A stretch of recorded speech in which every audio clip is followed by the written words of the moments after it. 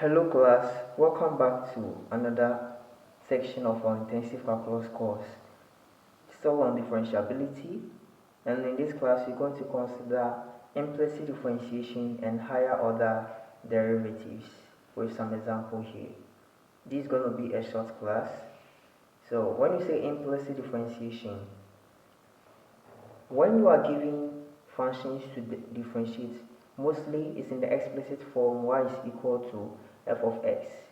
But what if you have 2xy minus e to the power y x, where the y is not the subject? That is when we employ the implicit differentiation here. Here we employ our product rule, we employ quotient rule. Everything we've done, we do the same thing here. Then you finally make the y over the x the subject. So how do we go about this? So you say that let me use the first example. You have xy plus e to the power y is equal to 1. xy plus e to the power y is equal to 1. When you have this expression here, have in mind that if I give you y is equal to 2x to differentiate, the reason why this thing to the y over the x is, when I differentiate y, I get 1. But since I'm differentiating both sides with respect to x, I'll get the y over the x, where this will be 2 times the x over the x, where this will cancel and I'll get the y over the x is 2. We are going to take notes in this implicit differentiation we have here. So what are you going to do? When I take xy plus x e to the power y equals 1, what I'm going to do is, here is a product rule. You have x and y, different parameters, you can't combine them.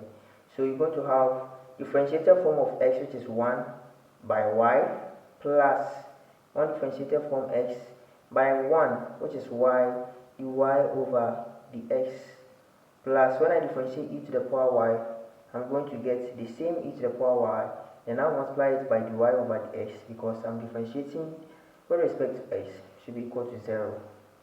At this point, I'm to make the y over the x the subject, so I get y plus x dy on the x plus e to the power y dy on the x is equal to 0.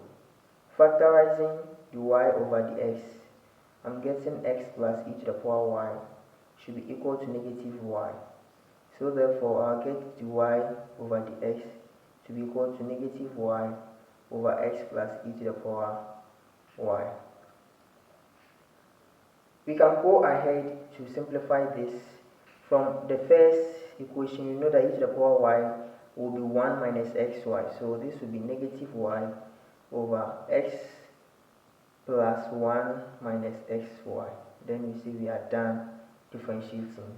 Let's take the second example and see. We have 4x squared y minus 2x minus y is equal to 3.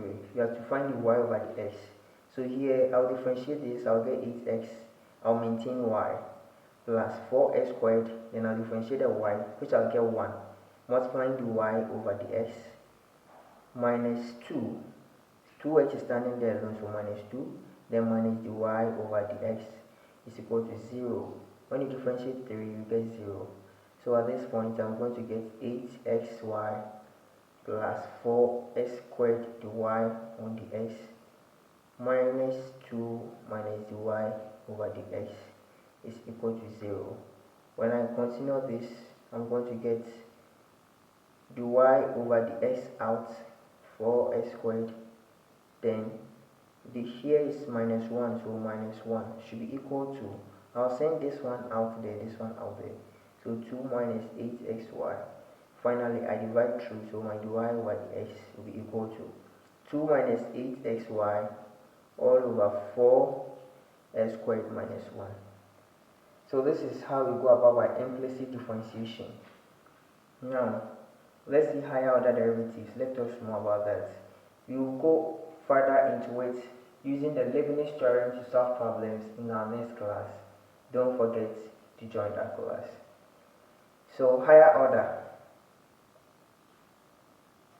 This is a simple concept